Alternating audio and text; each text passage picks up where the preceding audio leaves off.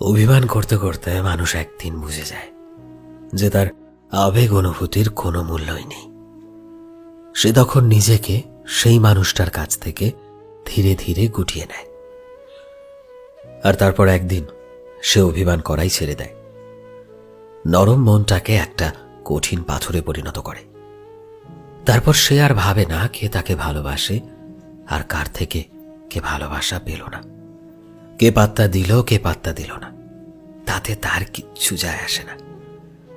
আসলে মানুষ সহজে বদলে যায় না, কিন্তু ভীষণভাবে ঠকে যাওয়া মানুষ যদি ভেঙে পড়ে, তবে সে যখন বদলায় সেটা মারাত্মক ভয়ঙ্কর হয়।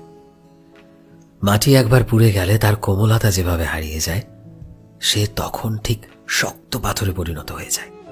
মানুষটাও নিজেকে ঠিক ততটাই শক্ত বানিয়ে ফেলে, চাইলেও তাকে আর আগের মতো সাধারণ, আগের মতো আবেগপ্রবণ বানানো যায় না।